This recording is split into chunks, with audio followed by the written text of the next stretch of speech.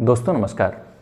आज की इस वीडियो में एक फॉर्मूला को हम समझेंगे कि वो अप्लाई कैसे होता है और उसकी क्या सीमाएं हैं, उसकी क्षमता है, किस तरह के मैथ उससे बन जाते हैं और किस तरह के मैथ उससे नहीं बनते हैं, और जो मैथ उस फॉर्मूले से नहीं बनते हैं उसको किस तरह से बनाते हैं। इन सारी चीज़ों को लेकर आज चर्चा इस वीडियो में करेंगे और समझेंगे। तो फॉर्मूला क्या है? फॉर्मूला है कि a plus B plus A B by 100, ये है फॉर्मूला। ठीक है, इसके उपयोग से कितने तरह के मैथ, किस तरह के मैथ सॉल्व होते हैं और इसके उपयोग से किस तरह के मैथ सॉल्व नहीं हो पाते हैं और टफ हो जाते हैं, इस तरह के बात को समझेंगे। तो चलिए शुरू करते हैं। मेरा नाम है दिलीप और शिक्षा मंडी में आपका बहुत बहुत स्वागत है। तो दोस्तों मैं एक क्वेश्चन पढ़ रहा हूं, वो आपके क्वेश्चन स्क्रीन पे दिख रहा होगा। क्वेश्चन है कि एक आयत की लंबाई 5% बढ़ाई गई और चौड़ाई 10% बढ़ाई गई, तो इस प्रकार इसके क्षेत्रफल में कितने प्रतिशत की वृद्धि होगी। यानी कि लंबाई में 5% की वृद्धि होती है और चौड़ाई में यानी ब्रेथ में 10% की वृद्धि होती है। तो आपको बताना है कि इसके क्षेत्रफल में परिवर्तन कितना होगा। तो देखिए ये मैथ जो है ना इस फॉर्मूला पे बन जाएगा। अब कैसे बनेगा इसको अप्लाई करते हैं। देखिए ये a है ना, ये a इक्वल टू होता है परसेंटेज प्लस या माइनस, और b इक्वल टू भी होता है परसेंटेज प्लस या माइनस। प्लस माइनस का मतलब है कि परसेंट या बढ़ रहा है तो प्लस और घट रहा है तो माइनस। यानी कोई भी, जैसे कि इस प्रश्न में बढ़ रहा है कि लंबाई 5% बढ़ रहा है, यानी इसको मान सकते हैं हम a, और b तो इसको मान लेंगे हम b। इसको भी b मान सकते हैं, इसको भी a मान सकते हैं, इससे कोई फर्क पड़ने वाला नहीं है। तो आपको बताना है कि क्षेत्रफल में कितना प्रतिशत का परिवर्तन आएगा। तो ध्यान रखना क्या करना है, ये फॉर्मूला पे सीधे आपको बैठा देना है। क्या है बैठा देना है, a की इक्वल टू क्या हो जाएगा 5 प्लस 10 प्लस ए बी का मतलब 5 गुना 10 बटे 100। तो ये 1 0 से 1 0 कर देंगे, 5 गुना 10 हो गया।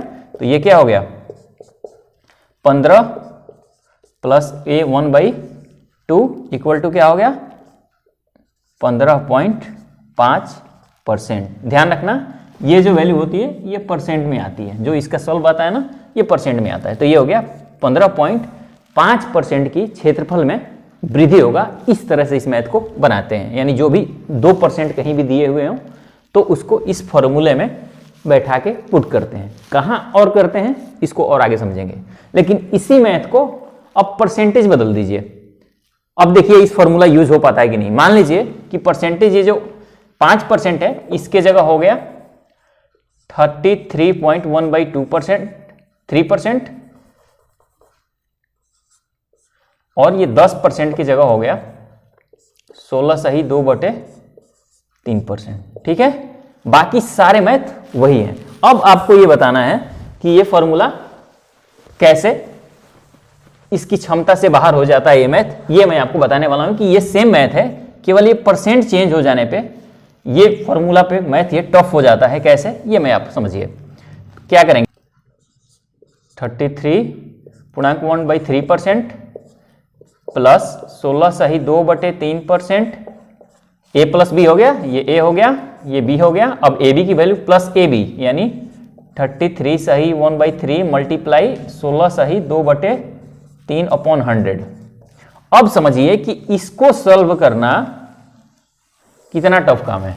एक तो इसको पहले परसेंट में तोड़िए, इसको प्लस कीजिए और इसको फिर मल्टीप्लाई कीजिए। इसको ये बंद तो जाएगा, मैं ये कह रहा हूं कि ये इससे बंद तो जाएगा, लेकिन टाइम टेकिंग होगा और आपको कंपटीशन में समय की सबसे ज्यादा कीमत है। तो इस फॉर्मूले से ये चेंज होने जाने पे ये मैथ जो है ना वो फास्ट हो जाता है, वो टाइम टेकिंग हो जाता है। तो इसको कैसे बनाएंगे इसको मैं आपको आगे बताने वाला हूं। ठीक है, अब आइए इस फॉर्मूले के और किस तरह के मैथ बनते हैं इसको हम समझते हैं। ये मैं बताने वाला हूं कि इस तरह के मैथ को किस तरह से हैंडल करते हैं, लेकिन इससे पहले ये जो वीडियो आपको सामने दिख रहा होगा उसका लिंक मैं डिस्क्रिप्शन में दे दूंगा। ये वीडियो आप जरूर जाके देख लीजिए। ये मेरा रिकमेंडेशन है कि किसी भी परसेंट चैप्टर अगर आप पढ़ रहे हैं तो ये वीडियो देखना बहुत जरूरी है। इसलिए नहीं कि व्यूज बढ़ जाएंगे, इसलिए ये बेहद जरूरी है अगर आप परसेंट चैप्टर में बढ़िया से महारत हासिल करना चाहते हैं। तो चलिए आगे क्वेश्चन पे चलते हैं। और देखिए क्वेश्चन है, इसी तरह के क्वेश्चन है, आयत का ही क्वेश्चन है, लेकिन उसमें क्षेत्रफल की जगह परिमाप निकालना है, बाकी सब चीज सेम है। इसी आयत का लंबाई में 5% वृद्धि होती है और चौड़ाई में 10% की वृद्धि होती है, तो उसका परिमाप में क्या परिवर्तन आएगा ये आपको बताना है। ये क्वेश्चन आपको दिख रहा होगा। अब बताना है आपको क्या निकालना है। क्वेश्चन वही है, लंबाई प्लस 5% और चौड़ाई यानी बी में मान लेता हूं ब्रेथ 10% की वृद्धि होती है चौड़ाई में, तो आपको बताना है कि परिमाप में कितना, यानी सरकमफ्रेंस जो होता है में आपको बताना है कि कितना परसेंट का परिवर्तन आएगा, ये आपको बताना है। अब देखिए ये फॉर्मूला सरकमफ्रेंस यानी परिमाप निकालना है ना, इस फॉर्मूले से ये मैथ नहीं बनेगा। यानी आयत की क्षेत्रफल तो आप निकाल सकते हैं, लेकिन आयत के परिमाप निकालने में ये फॉर्मूला पुटअप नहीं होता। इस फॉर्मूले से वो आंसर नहीं आता, गलत आता है। तो अब आपके ध्यान में ये सवाल उठ रहा होगा, तो फिर इस तरह के मैथ कैसे बनाएं, तो ये मैं आपको बताता हूं। तो देखिए पहले तो ये समझ लीजिए, हम सीख लेते हैं कि इस तरह के फॉर्मूला किस किस मैथ में यूज होते हैं। पहले ये आप समझ लीजिए, फिर मैं इसको आपको बता दूंगा कि इस तरह के मैथ में किस तरह के मेथड या कॉन्सेप्ट अप्लाई करते हैं, ये मैं बता दूंगा। क्वेश्चन आपके स्क्रीन पे दिख रहा होगा। दोस्तों क्वेश्चन है कि किसी त्रिभुज की आधार और ऊंचाई में क्रमशः 8% और 12% बढ़ाया जाए तो बताइए कि क्षेत्रफल में कितने प्रतिशत की वृद्धि होगी। ठीक है, आपको फिर से बतानी है क्षेत्रफल में कितने परसेंट की वृद्धि होगी। 8% और 12% दिया हुआ है। ठीक है, और ये क्या है, त्रिभुज है, त्रिभुज है। ये है 8% और ये है 12%। ये बेस है और ये एच है, ऊंचाई है। ठीक है, आपको एरिया निकालना है कि एरिया क्या होगा। तो ये देखिए क्या होता है एरिया, त्रिभुज का एरिया क्या होता है, त्रिभुज का एरिया 1/2 बेस इंटू हाइट। और इससे पहले हमने आयत का निकाला था, तो आयत का क्षेत्रफल क्या होता है, क्या होता है, लंबाई गुना चौड़ाई यानी लेंथ इंटू ब्रेड्थ होता है। ठीक है, अब देखिए इसमें भी मल्टीप्लाई है और इसमें भी मल्टीप्लाई था, तो इसमें जब ये फॉर्मूला लग गया क्षेत्रफल निकालने में आयत का, तो यहां भी लग जाएगा क्योंकि इसमें भी मल्टीप्लाई है। तो सीधा वाद है कि उसी फॉर्मूला पे पुट कर देंगे इसको। क्या करेंगे, ये a मान लेते हैं, इसको b मान लेते हैं, तो a की जगह 8 प्लस b की जगह 12 प्लस a b करना है, a गुना b, तो 8 गुना 12 अपॉन 100। ठीक है, अब इसको करते हैं 4 से, 4 से करेंगे तो 4 गुना 8, 4 से करेंगे 25। ठीक है, अब कर लेते हैं आगे, 12 8 20 प्लस 24 अपॉन 25, तो ये क्या होगा, जोड़ेंगे तो 500 प्लस 24 अपॉन 25 यानी 524 अपॉन 25, 25 से करेंगे 25 दूनी 50, 2 सॉरी 0 1 गया 240, 25 नवा 225 यानी 20.9 समथिंग इसका आंसर होगा। 20.9% की वृद्धि होगी। यानी किसी त्रिभुज की आधार में 8% वृद्धि हो और ऊंचाई में 12% की वृद्धि हो, तो उसके क्षेत्रफल में कितने परिवर्तन आएगा, 20.9% की क्या होगा, वृद्धि होगा, क्योंकि ये दोनों में क्या हो रहा है, वृद्धि हो रहा है। ठीक है, क्लियर है। यानी कि अगर आपसे किसी भी 2D फिगर में क्षेत्रफल पूछा जाए तो ये ध्यान रखिए कि ये फॉर्मूला यूज हो जाएगा, ये आप क्लियर कर लीजिए। परिमाप में ये फॉर्मूला यूज नहीं होता, ये ध्यान रखिए, जैसे कि आयत के परिमाप में हमने इसको देख लिया है। ठीक है, आगे समझते हैं कि इस फॉर्मूला का उपयोग किस तरह के मैथ में होता है। तो दोस्तों क्वेश्चन आपके स्क्रीन पे दिख रहा होगा कि एक वृत्त की परिधि में की वृद्धि की गई तो उसके क्षेत्रफल में कितने % का परिवर्तन आएगा। ठीक है, परिधि में, वृत्त की परिधि, ये वृत्त हो गया। अब परिधि क्या होता है, इसके चारों तरफ की ये जो रेखा होती है, जितना क्षेत्र ये घिरा होता है, ये बोलते हैं परिधि। ठीक है, तो ये दिया हुआ है, परिधि कितना होता है, वृत्त की परिधि कितनी होती है, 2πr। ठीक है, तो ध्यान रखिए, एक फैक्ट याद कर लीजिए कि वृत्त के अंदर अगर त्रिज्या में चेंज आता है 10% का, तो परिधि में भी 10% का चेंज आएगा, क्योंकि r इसमें एक ही है। अगर d यानी व्यास में 10% चेंज आता है तो त्रिज्या में भी 10% का चेंज आएगा और परिधि में भी 10% का ही चेंज आएगा। या परिधि में 10% चेंज आ रहा है तो त्रिज्या में भी 10% चेंज आएगा और व्यास में भी 10% चेंज आएगा। अब ये क्यों आएगा इसको समझिए, क्योंकि r जो वैल्यू है ना वो सिंगल है। अगर यहाँ r² होता फिर वैल्यू बदल जाता, तो केवल इसके वजह से, क्योंकि ये अनचेंज रहते हैं तो ये हमेशा इक्वल रहते हैं, तो क्योंकि बदलता केवल ये है तो r की वैल्यू जितनी होती है, परिधि अगर 10% बढ़ रही है इसका मतलब है कि त्रिज्या भी 10% ही बढ़ेगा। तो अब क्या करना है, वृत्त की क्षेत्रफल में कितना परिवर्तन होगा ये आपको देखना है। तो वृत्त का क्षेत्रफल कितना होता है, पाई r²। इसको लिख सकते हैं पाई r मल्टीप्लाई r, यानी इसमें भी मल्टीप्लाई है, इसका मतलब है कि ये फॉर्मूला वहां क्या फॉर्मूला इसमें पुट हो जाएगा। तो क्या करेंगे, a प्लस बी में बैठा देंगे। r का वैल्यू क्या है 10, तो 10 ये a हो गया, प्लस 10 ये b हो गया, अब प्लस ab यानी 10 गुना 10 अपॉन 100, ये से ये खत्म हो गया। 10 10 20 है 21% का चेंज आएगा, उसके क्षेत्रफल में 21% की वृद्धि होगी। यानी कि वृत्त की परिधि में अगर 10% की वृद्धि होती है तो उसके क्षेत्रफल में 21% की वृद्धि होगी। चलिए अगले क्वेश्चन पे चलते हैं, जिससे हमें और पता चल जाए कि ये फॉर्मूला और किस तरह के मैथ में अप्लाई हो जाता है। लेकिन मैं फिर भी ब्रीफिंग कर देता हूँ कि जब कोई भी दो लगातार परसेंटेज दिए हुए हों तो उसमें भी ये फॉर्मूला पुटअप हो जाता है। कैसे होता है इसको समझिए कि एक दुकानदार माल खरीदते समय 10% ठगता है और बेचते समय भी 5% ठगता है, तो इसका कुल प्रतिशत लाभ क्या होगा ये आपको बताना है। तो देखिए क्या है कि दुकानदार खरीदते समय भी 10% ठगता है और बेचते समय भी 5% ठगता है, तो आपको बताना है कि उसका लाभ क्या होगा। तो यानी 10% और फिर 5%, ये लगातार दोनों काम हो रहे हैं, तो इस तरह के मैथ में ये फॉर्मूला लग जाएगा। तो क्या करेंगे, a बराबर मान लेंगे क्या है, पहले 10% ठगता है और b का मतलब 5% ठगता है, और ठगने का मतलब क्या है, वो बेनिफिट लेता है ना, ये हो गया। तो अब इस पे बैठा देंगे a प्लस b पे, a plus b plus ab by 100। तो a प्लस b क्या होगा, 5 प्लस 10 15, अब प्लस ab का मतलब क्या होगा, 5 में 10 से मल्टीप्लाई करेंगे तो 50 अपॉन 100, ठीक है। तो ये क्या हो गया 1/2, यानी 15 प्लस 1/2 इक्वल टू 15.5% की क्या होगा वृद्धि होगा उसके मुनाफा में। 15% की 15.5% का वृद्धि होगा कब, जब वो खरीदते समय भी 10% ठगेगा और बेचते समय भी 5% ठगेगा, ठीक है। और आगे इस तरह के मैथ पे चलते हैं। एक और मैथ को देखते हैं कि एक कारखाना के उत्पादन में, क्वेश्चन है कि एक कारखाना के उत्पादन में 25% की वृद्धि हुई, परंतु कुछ दिन बाद 15% की कमी हो गई, तो उत्पादन में कितने परसेंट का परिवर्तन हुआ। क्वेश्चन है जो आपके स्क्रीन पे दिख रहा होगा कि उत्पादन में 25% की वृद्धि होती है, यानी ए का वैल्यू क्या है 25% पहले वृद्धि हो रहा है, वृद्धि का मतलब फिर प्लस लेंगे, ठीक है। और उसके बाद कुछ दिन बाद 15% की उत्पादन में कमी आ जाती है, यानी बी ले लेते हैं, 15% कमी है तो इसको माइनस लिख लेंगे 15%। तो ध्यान रखिए उत्पादन की बात हो रही है, पहले 25% बढ़ रहा है, उसके बाद 15% कम हो रहा है। तो ये आपको बताना है कि इसमें उत्पादन में कितने परसेंट का परिवर्तन आएगा, ज्यादा होगा या कम होगा। तो ध्यान रखिए ये प्लस है ये माइनस है, तो क्या करेंगे, ए क्या होता है A plus B plus A B by 100, इस पे बैठा देंगे। ए क्या है 25 है,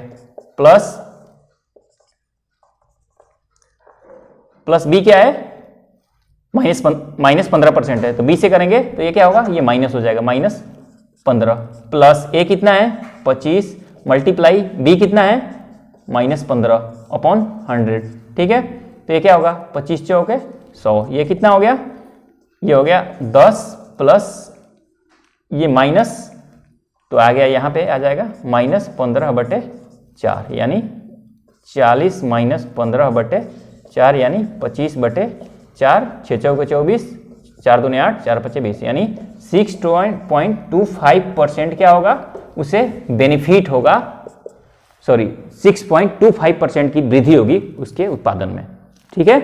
एक प्लस था, एक बार बढ़ रहा था, एक बार कम हो रहा था। तो जब कभी भी इस तरह के मैथ हो कि एक बार बढ़ रहा हो या एक बार कम हो रहा हो या लगातार बढ़ रहा हो, तो इस तरह के मैथ में भी ये फॉर्मूला अप्लाई हो जाता है। लेकिन ध्यान रखिए कब करना है अप्लाई, जब ये परसेंटेज जो दे रखे हो ना वो इजी भाषा में हो, वो छोटे छोटे हो, जैसे ये 25% है, 5% है, 20% हो, लेकिन अगर फ्रैक्शन में हो, मिक्स फ्रैक्शन में परसेंटेज हो, जैसे 33/1/3%, 16 सही 2/3%, 3 सही 1/3%, अगर इस तरह के अगर परसेंट में दिए हुए हो ए और बी के वैल्यू, तो आप वहां पे आपके मल्टीप्लीकेशन करने में आपके जो टाइम है वो ज़्यादा कंज्यूम होगा और तब तक तो एग्जाम का कट ऑफ भी आ जाएगा।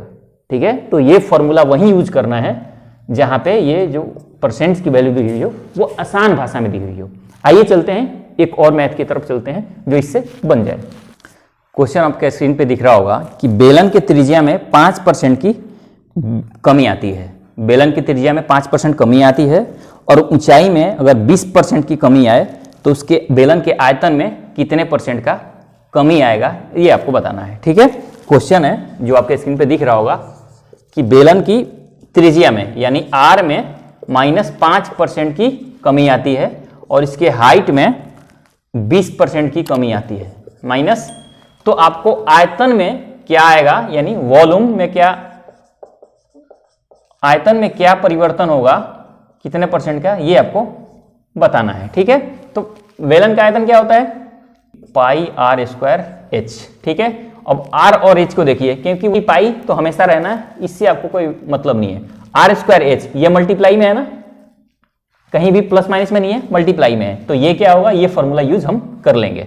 और देख रहे हैं कि परसेंटेज भी क्या है, सिंपल है, तो ये फॉर्मूला हम पुट करके निकाल लेंगे। तो क्या करेंगे, a + b, तो a की वैल्यू क्या रखेंगे 5, a + b + ab/100 होता है, तो a की वैल्यू क्या है -5, b की वैल्यू क्या है -20 प्लस ab -5 अगुना -20/100, तो माइनस माइनस प्लस हो जाएगा और 20 25 क्या होता है 100, तो ये और ये खत्म, तो क्या हो गया -25 और +1 आ गया, यानी -24% की क्या होगी, कमी होगी उसके आयतन में, वॉल्यूम में -24% की क्या होगी, कमी होगी। ठीक है, तो जब कभी भी मल्टीप्लाई में ये भी था तो इसलिए क्या आ गया, ये फॉर्मूला यूज हमने किया, तो ये हमारा आंसर आ गया 24% की कमी आ गई। तो ये फॉर्मूला वही काम करता है जहां पे एक तो ये सिंपल परसेंट दिए हुए और जहां पे ये मल्टीप्लाई हो, लगातार वृद्धि हो रही हो, जैसे इसमें मल्टीप्लाई हो रही है,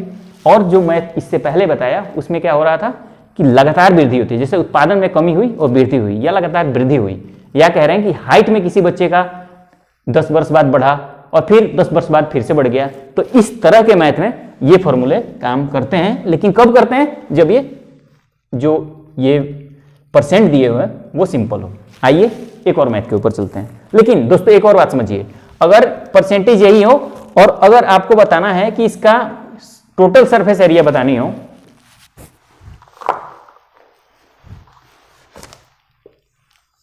अब आयतन नहीं, अब टोटल सरफेस एरिया बतानी हो आपको, टोटल सरफेस एरिया ऑफ बेलन है, सिलेंडर बोलते हैं, सरफेस एरिया यानी संपूर्ण पृष्ठीय क्षेत्रफल निकालना हो, तो पृष्ठीय क्षेत्रफल क्या होता है 2πr × r + h। तो ध्यान रखना यहां प्लस आ गया ना, ये फॉर्मूला यहां पे पुटअप नहीं होगा। ठीक है, ये फॉर्मूला यहां पे पुटअप नहीं होगा क्योंकि इसमें प्लस हो रहा है, अगर मल्टीप्लाई नहीं हो रहा है, इसलिए ये फॉर्मूला से इसका आंसर नहीं आएगा। तो एक बात ध्यान रखिए, ये जो फॉर्मूला है ये सिलेक्टिव क्वेश्चनों में यूज होता है, इसको अगर आप इस्तेमाल करना चाहते हैं, इसको यूज करना चाहते हैं, तो पहले ये पक्का कर लीजिए कि हाँ ये इस मैथ में अप्लाई होगा, ये सिंपल होने के बावजूद, क्योंकि ये आयतन में तो फिट बैठता है, लेकिन ये टोटल सरफेस एरिया अगर आपको निकालने को दे दिया जाए तो ये फॉर्मूला यहाँ पे पुट नहीं होता, गलत आंसर आपका आ जाएगा। इसलिए मैं एक मेथड आपको बताने वाला हूं जिससे कि आप किसी भी तरह का मैथ हो, एक ही तरीका से, एक ही कॉन्सेप्ट से आप सभी तरह के मैथ को कर सकते हैं परसेंट के, ये मैं आपको बताने वाला हूं। ठीक है, लेकिन इसके लिए जरूरी है कि जो मैंने वीडियो पहले बताया वो आप जाके देख लीजिए, इस तरह का बैनर है, डिस्क्रिप्शन में उसका लिंक दे दूंगा, परसेंटेज का पार्ट 3 है, उसको जाके देख लीजिएगा। ठीक है, आइए कुछ और क्वेश्चन पे चलते हैं जो इससे बन जाता है। दोस्तों क्वेश्चन है कि एक गोले के व्यास में 10% की वृद्धि होती है, तो उस गोले के आयतन में कितने परसेंट का वृद्धि होगा, ये आपको बताना है। ठीक है, एक गोला है, क्वेश्चन दिख रहा होगा, गोला है और उसमें दिया हुआ है कि उसकी व्यास में, यानी व्यास के मतलब क्या होता है 2r, ठीक है, 2r। गोला क्या है ये मान लीजिए, ठीक। अब व्यास का मतलब ये पूरी लाइन और इसका हाफ क्या होता है r होता है। तो मैंने क्या कहा कि r में वृद्धि हो या 2r या d में वृद्धि हो उससे कोई फर्क नहीं पड़ता, क्योंकि ये जो 2 है इस बदलने वाला नहीं है। तो ये क्या कह रहे हैं 10% की वृद्धि हो रही है गोला की त्रिज्या में, ठीक है। तो आपको बतानी है, या व्यास में 10% की वृद्धि होती है, तो आपको बतानी है कि इसके आयतन में वॉल्यूम में कितने परसेंट का चेंज आएगा या कितने परसेंट की वृद्धि होगी। तो पहले ये जानिए कि इसके आयतन कितना होता है, मैं आपको समझाने के लिए बता रहा हूं। आयतन होता है 4/3 पाई आर क्यू, ठीक है। पाई आर क्यू, ध्यान रखिए ये आर क्यू का मतलब क्या है 4/3 पाई आर क्यू का मतलब आर मल्टीप्लाई आर है, यानी ये मल्टीप्लाई में है। तो जब मल्टीप्लाई में हो तो ये फॉर्मूला यहाँ क्या होगा, ये यहाँ पे यूज हम कर लेंगे। और देख रहे हैं कि परसेंटेज भी क्या है इजी है, इसको 10% में है, सिंपल है, परसेंट सिंपल है, इसलिए इसको यूज कर लेंगे हम। तो क्या निकालेंगे, कैसे निकालेंगे, a प्लस बी करेंगे तो 10 प्लस 10 प्लस 10 मल्टीप्लाई 10 अपॉन 100। तो ये और ये खत्म हो गया। तो 10 क्या हो गया 20 और प्लस 1 यानी 21% ये आ गया। अब क्या करें, क्योंकि ये आर क्यू है ना, तो ये आया ना 21%, तो इसको फिर से क्या करेंगे कि इसको मान लेंगे फिर से a, ठीक है, इसको मान लेंगे a और इसको एक स्टेप और बढ़ाएंगे, क्योंकि 2r तक तो हमने कर लिया, एक r अभी और मिला है, तो फिर इन दोनों को a मान लेंगे। यानी इसको मान लिया हमने 21, a इक्वल टू हो गया 21% और b इक्वल टू क्या हो गया, एक r बचा हुआ है तो इसको ले लेते हैं 10%। फिर इसको a plus B plus A by 100 बढ़ा देंगे, यानी 21 प्लस 10 प्लस 21 मल्टीप्लाई 10 अपॉन 100, ये खत्म, ये हो गया 31 प्लस 21 अपॉन 10, ये आ गया 310 प्लस 21 अपॉन 10। तो ये करेंगे तो कितना हो जाएगा 133 अपॉन 10 यानी 33.1%, ठीक है। 33.1% की क्या होगा वृद्धि होगा इसके आयतन में, अगर 10% का उसके डायामीटर में या त्रिज्या में वृद्धि होता है तो, ठीक है। तो इस तरह से मैथ बनते हैं। जब कभी भी आर क्यू दिया हुआ या ऐसी कोई चीज निकालनी है जिसमें 3% दिया हुआ, तो पहले 2 का निकाल लेंगे। जैसे हमने 2 का निकाला, पहले इन 2r का निकाला, r गुना r का, तो a प्लस बी पे बैठा दिया, 2 बार 10 रख दिए, तो ये आ गया 21%। और एक और बचा हुआ है तो 21% को फिर से a मान लिया और बाकी जो r बचा हुआ है उसको 10% ले लिया, तो उसके a प्लस बी प्लस 100 पे बैठा दिया। तो इस तरह से इस मैथ को करते हैं। जैसे और एक मैथ आपको मैं बोलता हूं, क्वेश्चन है कि घन की भुजा में अगर 10% वृद्धि होती है तो उसके आयतन में कितने परसेंट का वृद्धि होगा। तो ध्यान रखते, तो घन का आयतन क्या होता है लंबाई गुना चौड़ाई गुना ऊंचाई, यानी 3 बार मल्टीप्लाई है लंबाई का चौड़ाई का ऊंचाई का। क्योंकि घन का भुजा बराबर होता है तो इसमें 10% वृद्धि हो रहा है, यानी लंबाई में भी 10% होगा, चौड़ाई में ऊंचाई भी, ये तीनों के लिए a की वैल्यू क्या होगी 10% होगी। तो पहले क्या करेंगे a plus B plus A B by 100, यानी 2 बार 10 रख के ए बी और उसकी वैल्यू निकाल लेंगे। तो उसकी वैल्यू निकालेंगे ए 2 बार लिखेंगे, 10 2 बार रखेंगे, तो जैसे ये आया 21%, उसी तरह से 21% आया, तो इसको फिर से a मान लिख दें। और फिर क्योंकि 3 भुजा की बात हो रही है तो एक अभी a बचा हुआ है, जैसे कि यहाँ पे r बचा हुआ था, तो क्या होता है लंबाई, घन का आयतन क्या होता है लंबाई गुना चौड़ाई b गुना h, एल बी एच होता है। तो एल बी का मैंने मान ले लिया, एक बार 10, 2 बार 10 ले लिया, ये a ले लिया, ये b ले लिया, फिर इन दोनों का जो आया उसमें a ले लिया, फिर इसको b ले लिया। तो इस तरह से क्वेश्चन को निकाल लेते हैं हम, ठीक है। इस तरह से जब भी क्वेश्चन पूछे जाए तो आपको इस टॉपिक से, इस फॉर्मूला से आप इस क्वेश्चन को निकाल सकते हैं। लेकिन ध्यान रखिए उसमें परसेंटेज सिंपल होने चाहिए, और जिसमें परसेंटेज सिंपल ना हो उसको किस तरह से निकालेंगे उसको मैं अगले वीडियो में बताने वाला हूं, क्योंकि मेरे पास फोन से शूट करता हूं और स्पेस कम होता है। तो आपको अगले वीडियो में उस वीडियो को मैं जरूर जल्दी ही लेके आने वाला हूं और उसमें अगले वीडियो में आपको मैं बता दूंगा। तो चलिए, देखने के लिए आपका बहुत बहुत धन्यवाद। मिलते हैं अगले वीडियो में, तब तक के लिए नमस्कार।